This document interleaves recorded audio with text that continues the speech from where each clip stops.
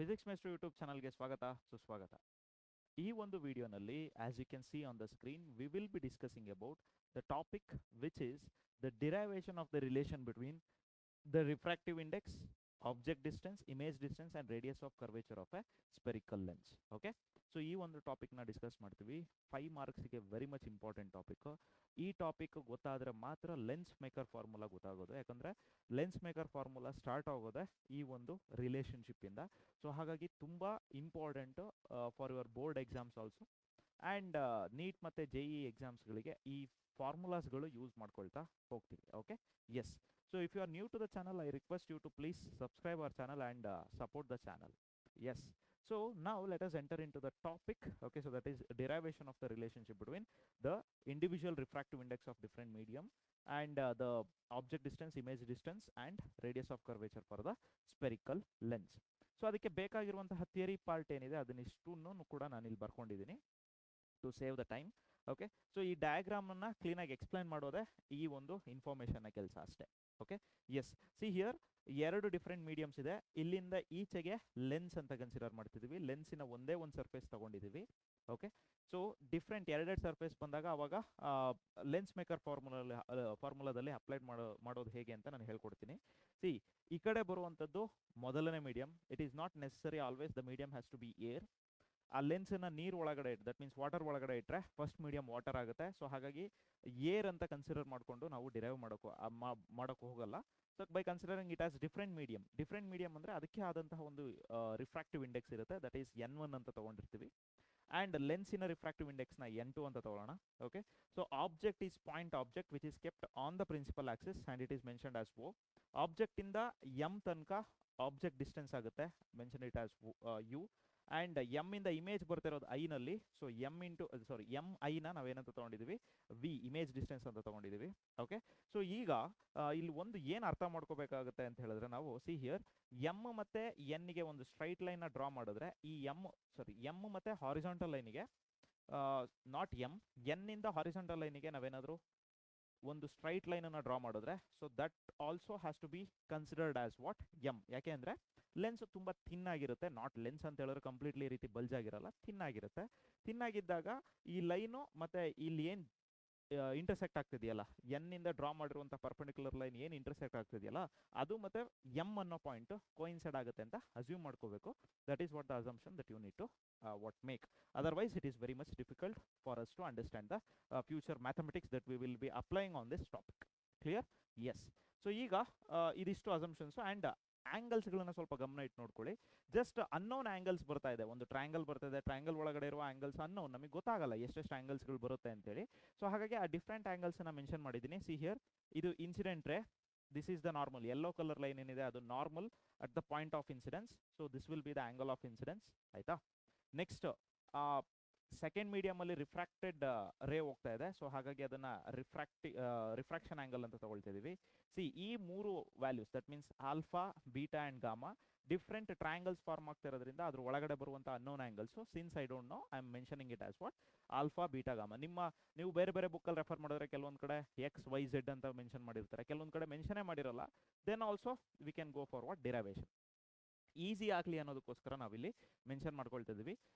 Okay, so yes, I hope you understood the diagram. Now let us enter into the derivation.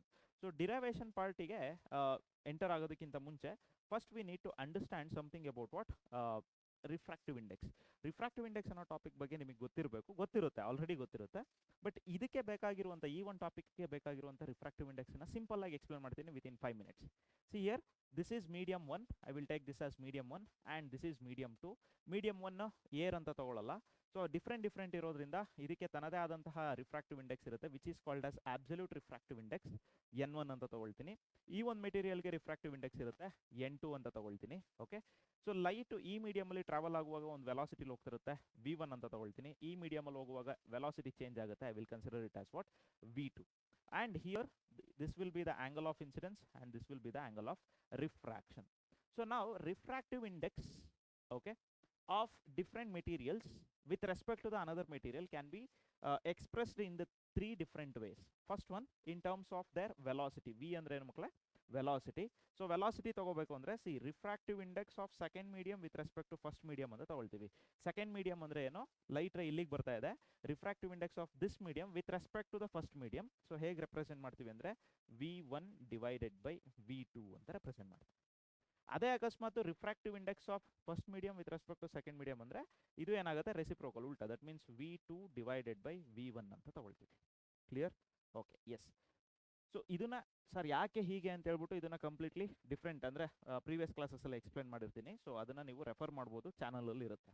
In terms of ARI ಅಂದರೆ absolute refractive index. That means N1 N2 ಅದಕ್ಕೆ ತನ್ನದೇ ಆದಂತಹ individual refractive index ಇರುತ್ತೆ. ಆವಾಗ ಮೊದಲನೇ medium air ಆಗಿರುತ್ತೆ ಅಥವಾ vacuum ಆಗಿರುತ್ತೆ, ಎರಡನೇ ಮೀಡಿಯಮ್ಮು ಈ ಡಿಫ್ರೆಂಟ್ ಮೆಟೀರಿಯಲ್ ಆಗಿರುತ್ತೆ. I hope you understood. So ಆವಾಗ N21 that means refractive index of second medium with respect to first ಮೀಡಿಯಂನ N2 ಡಿವೈಡೆಡ್ ಬೈ N1 ಅಂತ ರೆಪ್ರೆಸೆಂಟ್ ಮಾಡ್ತೀವಿ. ಕೆಲವು ಕಡೆ μ2 ಬೈ μ1 ರಿಫ್ರಾಕ್ಟಿವ್ ಇಂಡೆಕ್ಸ್ ನ μ ಅನ್ನೋ ಲೆಟರಲ್ಲೂ ತಗೊಂಡಿರ್ತಾರೆ. Okay, like you will write micro ಅಂತ ಬರೀತಿರಲ್ಲ, ಈ ಒಂದು letter mu, this is the mu pronunciation. So ಈ ಒಂದು ಲೆಟರಲ್ಲೂ ರೆಪ್ರೆಸೆಂಟ್ ಮಾಡ್ಬೋದು. ಸೊ ಅದೇ ರೀತಿ N12 ತಗೊಂಡ್ರೆ ಇಲ್ಲೇನಾಗುತ್ತೆ, N1 ಬೈ N2 ಆಗುತ್ತೆ. Okay, yes. ಸೊ ಇಲ್ಲಿ as per LOR that means laws of refraction. Laws of refraction ಅಲ್ಲಿ ಮೊದಲನೇ ಲಾ ಏನು ಹೇಳುತ್ತೆ ಅಂತ ಹೇಳಿದ್ರೆ, the ratio of sine of angle of incidence to the sine of angle of refraction is a constant and it is considered as what, a refractive index. So that means angle of incidence, angle of refraction ಅಂತ ತಗೊಳ್ತಿದೀವಿ ಅಂದ್ರೆ light ray ಮೊದಲನೇ medium ಇಂದ ಎರಡನೇ ಮೀಡಿಯಂಗೆ ಹೋಗ್ತದೆ ಅಂತ consider ಮಾಡ್ಕೋಬೇಕು. Then the concept of what, refractive index of second medium with respect to first medium topic ಬರುತ್ತೆ. So ಬಂದಾಗ ಏನಾಯಿತು, ಹಿಯರ್ N21 ಅಂದ್ರೆ ಇಲ್ಲೇನಾಗುತ್ತೆ, so N2 divided by N1 ಆಗುತ್ತೆ. So here the rest of the things remain same. So ನಾವು apply ಮಾಡೋದು ಈ topic apply ಮಾಡಿದಾಗ N2 by N1 RHS ಅಲ್ಲಿ ಬರುತ್ತೆ. ಸೊ ಇದನ್ನು ನಾನು ಸ್ವಲ್ಪ ಕ್ರಾಸ್ ಮಲ್ಟಿಪ್ಲೈ ಮಾಡಿ ಬರೆದ್ರೆ, ಸೊ ಏನಾಯಿತು ನಮಗೆ, ಕ್ರಾಸ್ ಮಲ್ಟಿಪ್ಲೈ ಮಾಡಿದ್ರೆ N1 sine i is equal to N2 sine r. ಯಾಕೆಂದರೆ this one is very much important for my derivation. ಈಗ ಈ ಡಿರೈವೇಷನಲ್ಲಿ ಬೇಕಾಗಿರೋದು ಈ ಟಾಪಿಕ್, ಇದನ್ನು ನಾವು ಬರ್ಕೊಳ್ತೀವಿ ಈಗ, ಆಯಿತಾ? Okay, so this one I will right in the derivation part. See here, from the loss of refraction. So that concept came from what? From loss of refraction. Okay, from loss of refraction. Okay, yes. So I'll explain each and every step, hence it will take time, ಆಯ್ತಾ? So derivation ಅನ್ನ complete ಆಗಿ explain ಮಾಡೋದಕ್ಕೆ it will take time. So ಹಾಗಾಗಿ ನಿಮಗೆ slow ಆಯಿತು ಅನ್ಸಿದ್ರೆ playback ಸ್ಪೀಡನ್ನು ಸ್ವಲ್ಪ ಜಾಸ್ತಿ ಅಂದರೆ ಇನ್ಕ್ರೀಸ್ ಮಾಡಿಕೊಂಡು ನೀವು can watch the video and you please give me the feedbacks whatever the things are there at that moment, at that instant ಏನಾದರೂ ಗೊತ್ತಾಗಲಿಲ್ಲ ಅಂತ ಹೇಳಿದ್ರೆ ಅವಾಗಲೇ ಕಮೆಂಟ್ ಹಾಕಿ, ಈ ಒಂದು ಟೈಮಲ್ಲಿ ಇದು ಅರ್ಥ ಆಗಿಲ್ಲ ಅಂತೇಳಿ.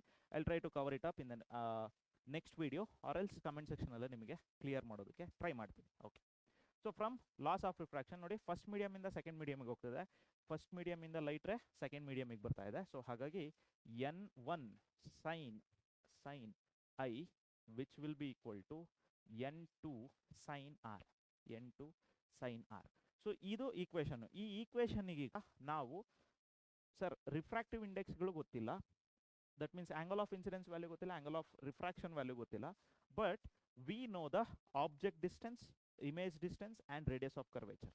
ವೈ? ಬಿಕಾಸ್ ಆಬ್ಜೆಕ್ಟ್ ಎಲ್ಲಿಡ್ತೀವಿ ಅನ್ನೋದು ನಮಗೆ ಗೊತ್ತಿರುತ್ತೆ, ಇಮೇಜ್ ಎಲ್ಲಿಡ್ತೀವಿ ಅನ್ನೋದು ನಮಗೆ ಗೊತ್ತಿರುತ್ತೆ, ಫೋಕಲ್ ಲೆಂತ್ ಎಷ್ಟು ಅನ್ನೋದು ನಮಗೆ ಗೊತ್ತಿರುತ್ತೆ, which can be return in terms of radius of curvature by having the relationship F is equal to R/2.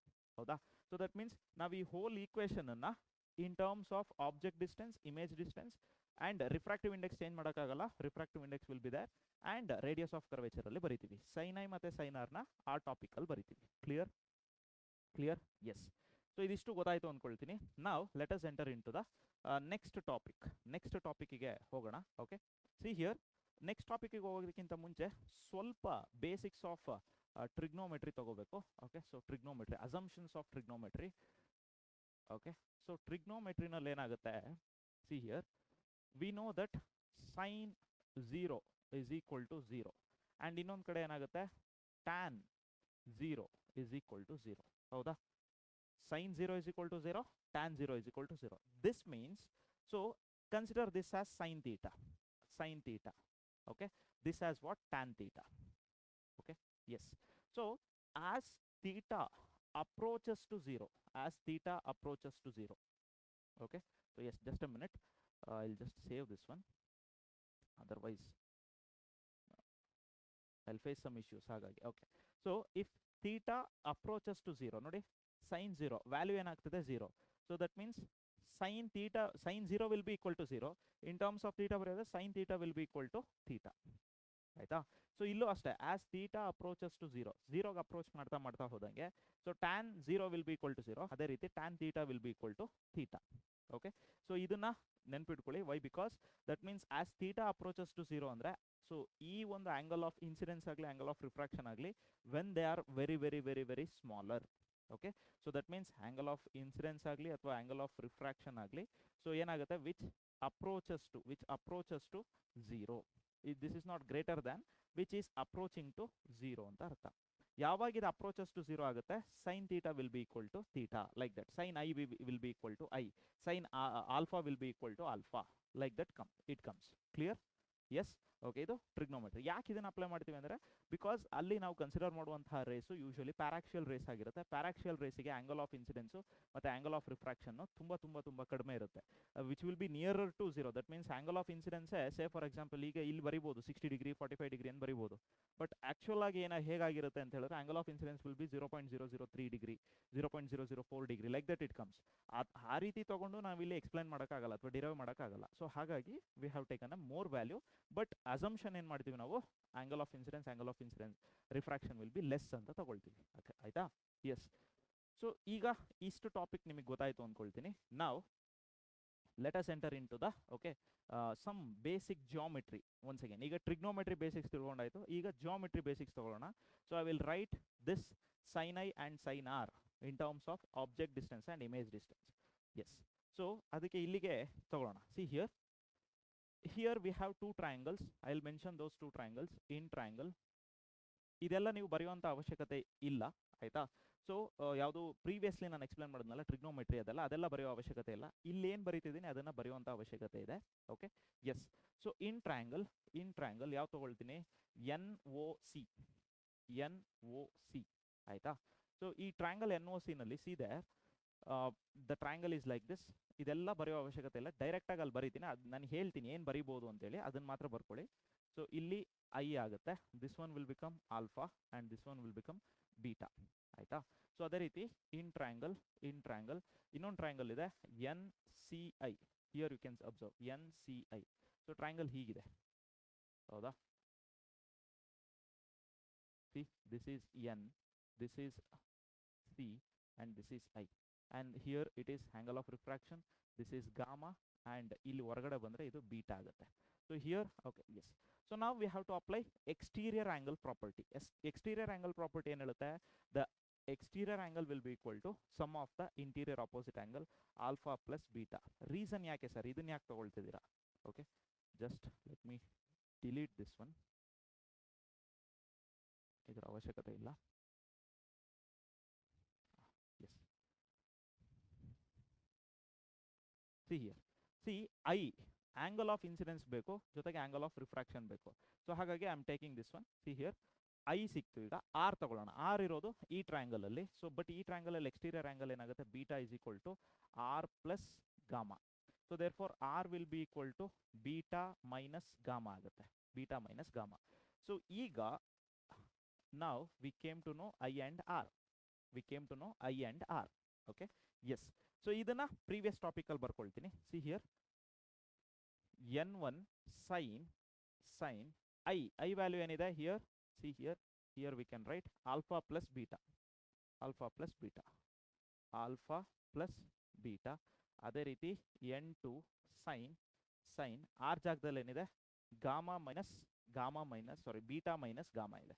So ಹಾಗಾಗಿ here I will write beta minus gamma. Okay, for small angles, ಈಗ trigonometry for small angles,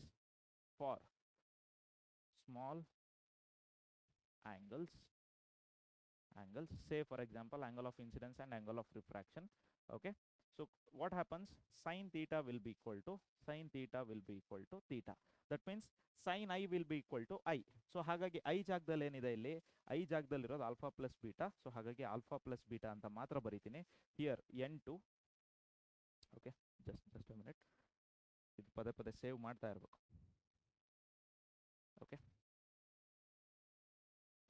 so ಇಲ್ಲೇನಾಗುತ್ತೆ ಈಗ n2 is equal to n2 sin r ಜಾಗದಲ್ಲಿ sin theta is equal to theta ಆದಾಗ r ಜಾಗದಲ್ಲಿ ಏನಿದೆ beta minus gamma. So ಹಾಗಾಗಿ beta minus gamma ಆಯ್ತು. Okay, ನಾವು alpha ಮತ್ತೆ ಬೀಟಾನ ಇನ್ ಟರ್ಮ್ಸ್ ಆಫ್ ನಾವು ಈಗ ಇನ್ಸಿಡೆನ್ಸ್ ಆ್ಯಂಗಲ್ ಮತ್ತೆ ರಿಫ್ರಾಕ್ಷನ್ ಆ್ಯಂಗಲನ್ನು ಆಲ್ಫಾ ಬೀಟಾ ಗಾಮಾದಲ್ಲಿ ಬರ್ದಾಯಿತು. ಈಗ ಆಲ್ಫಾ ಬೀಟಾ ಗಾಮಾನ ನಾವು ಯಾವ್ದ್ರಲ್ಲಿ ಬರೀಬೇಕು? In terms of object distance, image distance and radius of ಕರ್ವೇಚರಲ್ಲಿ ಬರೀಬೇಕು. ಸೊ ತುಂಬ ಈಸಿ. ಓಕೆ, ಸೊ ಏನು ಅಂತ ಹೇಳಿದ್ರೆ, ಸಿ ಹಿಯರ್ ಆಲ್ಫಾ ಇದೆ. I will apply tan function for that. Tan alpha ನಾನು ಆಗಲೇ ಹೇಳಿದ್ದೆ ನಿಮಗೆ, ಎಮ್ ಇಲ್ಲಿಂದ ಎನ್ನಿಂದ ಸ್ಟ್ರೈಟ್ ಲೈನ್ ಎಳೆದು ಇದನ್ನು ಎಮ್ ಅಂತಾನೆ ಕನ್ಸಿಡರ್ ಮಾಡಬೇಕು, ಅಸಂಪ್ಷನ್ ಮಾಡಬೇಕು ಅಂತ ಹೇಳಿ, ಯಾಕಂದರೆ ಅದು ಥಿನ್ ಆಗಿರುತ್ತೆ.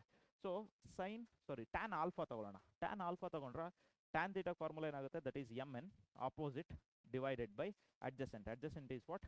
M O. ಆಯಿತಾ? ಅದೇ ರೀತಿ ಟ್ಯಾನ್ ಬೀಟಾ ತಗೊಳ್ಳೋಣ. ಬೀಟಾ ಎಲ್ಲಿದೆ? ಇಲ್ಲಿದೆ. ಅದಕ್ಕೆ ಆಪೋಸಿಟ್ ಏನಾಗುತ್ತೆ? M N. So M N and adjacent ಏನಾಗುತ್ತೆ? So that is M C. Okay, ಅದೇ ರೀತಿ ಟ್ಯಾನ್ ಗಾಮಾ ನೋಡಿ ಇಲ್ಲಿದೆ. Opposite is M N and adjacent is what? M I. M N divided by M I. Okay, so once again ಈಗ ಮತ್ತೊಂದ್ಸಲ trigonometry topic ಏನು? For small angles. So here I will write for small angles, say for example alpha, beta and gamma. Okay, so tan theta will becomes theta. So therefore tan alpha will become what? Alpha. So therefore tan alpha ಜಾಗದಲ್ಲಿ ಏನು ಬರಿಬೋದು? Alpha ಅಂತ ಬರಿಬೋದು. tan beta ಜಾಗದಲ್ಲಿ ಏನು ಬರಿಬೋದು? Beta ಅಂತ ಬರಿಬೋದು. tan gamma ಜಾಗದಲ್ಲಿ ಏನು ಬರಿಬೋದು? ಗಾಮಾ ಅಂತ ಬರಿಬೋದು. ಓಕೆ, ಸೊ ಆಲ್ಫಾ ವ್ಯಾಲ್ಯೂ ಅಂದ್ರೇನು? mn by mo. ಬೀಟಾ ಅಂದ್ರೇನು? mn by mc. ಗಾಮಾ ಅಂದ್ರೇನು? mn by mi. ಕರೆಕ್ಟಾ? ಒಪ್ಕೊಳ್ತೀರಾ ಇಷ್ಟು? ಎಸ್. ಸೊ ಇದು ಹೇಗೆ ಬಂತು ಅಂದರೆ, by assuming all these things, trigonometry and ಜಿಯೋಮೆಟ್ರಿನ ನಾವು ಅನಲೈಸ್ ಮಾಡಿ ಅಪ್ಲೈ ಮಾಡಿದಾಗ ಬಂದಿರೋದು. Okay, yes. ಸೊ ಈಗ ಆಲ್ಫಾ ವ್ಯಾಲ್ಯೂನ ಇಲ್ಲಿಗೆ ಬರೀತೀನಿ. ಆಲ್ಫಾ ಪ್ಲಸ್ ಬೀಟಾ ಅದನ್ನು ಇಲ್ಲಿಗೆ ಡೈರೆಕ್ಟಾಗಿ ಬರೆದು ಬಿಡೋಣ. ಆಲ್ಫಾ ಅಂದರೆ mi by mo, mi divided by mo n1. Okay, plus beta ಜಾಗದಲ್ಲಿ ಏನಿದೆ? mn by mc. Okay, so yes, sorry, this is mn ಅಲ್ವಾ? Okay, mn. ಸೊ ಇಲ್ಲಿ ಏನಾಗುತ್ತೆ? mn divided by mn, that is beta ಅಲ್ವಾ? Beta ಅಂದರೆ mn divided by mc. Okay, so which will be equal to n2. Beta ಅಂದರೆ once again mn divided by mc minus gamma, that is mn divided by ಏನಾಗುತ್ತೆ ಅಲ್ಲಿ? That is mi. Okay, yes. So this is also, ಇದು ಯಾವುದು ಆಗುತ್ತೆ? Alpha ಮತ್ತು beta. ಈ topic ಹೇಗೆ ಬಂತು ಅಂತ ಹೇಳಿದ್ರೆ ಇಲ್ಲಿಂದ ಬಂತು. ಯಾವುದು? ಈ ಟಾಪಿಕಿಂದ ಬಂದು ಇದನ್ನು ನೀವೇನು ಮಾಡಬೇಕು? While writing the answers, before writing this step you have to include those steps. ನಾನು ಈಗ ಇನ್ಕ್ಲೂಡ್ ಮಾಡಿದ್ರೆ it will take more time ಅಂತ ಹೇಳಿ, ಅಂದರೆ ಮೋರ್ ಸ್ಪೇಸ್ ಅಂತೇಳಿ ಇಲ್ಲಿ ಬರೆದಿದ್ದೀನಿ. ಸೊ ಇದನ್ನು ಬರೆಯೋದಕ್ಕಿಂತ ಮುಂಚೆ you can write in the bracket only, so that tan alpha is equal to alpha, ಅದನ್ನೆಲ್ಲ ಬರೆದ್ರು ಆಗುತ್ತೆ, no problem. But this step is very much important. ನಾವು let us apply the sign convention and terminologies. n1 ಜೊತೆಗೆ ಇಲ್ಲಿ ಮೇಲ್ಗಡೆ ಏನು common ಇದೆ? mn is common. So what will remain? 1 divided by mo. ನೋಡಿ ಇಲ್ಲಿ mo direction of the incident ray ಹೀಗಿದೆ. ನಾವು mo ಮೆಜರ್ ಮಾಡೋದು ಆಪೋಸಿಟ್ ಇಂದ. ಸೊ ಹಾಗಾಗಿ ಇಲ್ಲೇನಾಗುತ್ತೆ? ಮೈನಸ್ ಯು ಆಗುತ್ತೆ. ಪ್ಲಸ್ mn ಕಾಮನ್ ತೆಗೆದಿದ್ದೀವಿ. mc ಅಂದ್ರೇನು? That is radius of curvature. I will represent it as what? R. ನೋಡಿ ಪಾಸಿಟಿವ್ ಅಂತ ತೊಳ್ತಿದ್ದೀನಿ, ಯಾಕಂದರೆ ರೈಟ್ ಸೈಡಲ್ಲೇ ಬರ್ತಾ ಇದೆ. ಸೊ ಹಾಗಾಗಿ right side in the sense direction of the incident ray ಡೈರೆಕ್ಷನಲ್ಲೇ ಹೋಗ್ತದೆ. ಇದು ಇನ್ಸಿಡೆಂಟ್ ರೇ ನಾವು ಮೆಜರ್ ಮಾಡೋದಲ್ಲಿಂದ ಎಮ್ ಇಂದ, ಸೊ ಸಿಗೆ ಮೆಜರ್ ಮಾಡುವಾಗ ರೈಟ್ ಸೈಡೇ ಹೋಗ್ತೀವಿ. According to sign convention it has to be plus is equal to n2 mn common ತಗೊಳ್ಳೋಣ. 1 divided by once again mc ಅಂದರೆ R minus 1 divided by mi ಅಂದರೆ ಇಮೇಜ್ ಡಿಸ್ಟೆನ್ಸ್ ಯಾವ ಕಡೆ ಇದೆ? ರೈಟ್ ಸೈಡಿಗೆ, ಅಂದರೆ ಡೈರೆಕ್ಷನ್ ಆಫ್ ದ ಇನ್ಸಿಡೆಂಟ್ ರೇ ಕಡೆನೇ ಇದೆ. ಸೊ ಹಾಗಾಗಿ 1/v ಹಾಗೆ ಬರೀತೀನಿ. Okay, see here mn and mn are in the numerator of LHS and RHS. It gets cancelled. Okay, what will remain now? Now n1 divided by minus u plus n1 divided by r is equal to, okay, see here n2 into 1 andre n2 divided by r minus n2 divided by v. Okay na? So ಈಗ ಈ n1 n2 ಆ ಕಡೆ just rearrange ಮಾಡ್ತೀನಿ. Rearrange ಮಾಡಿದಾಗ ಏನಾಗುತ್ತೆ, n2 divided by v minus n1 divided by u is equal to, ಇಲ್ಲೂ ಅಷ್ಟೇ, n2 divided by r minus n1 divided by r. Okay, so this can be written as, ಇನ್ನೂ ಒಂದು ಸ್ಟೆಪ್ಪಲ್ಲಿ simple ಆಗಿ ಬರೆಯೋದಾದ್ರೆ, see here,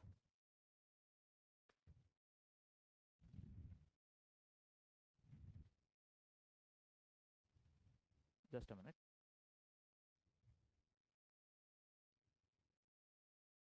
okay, so final step ನೀವು ಹೇಗೆ ಬರೀಬೇಕು ಅಂದರೆ, n2 divided by v minus n1 divided by u.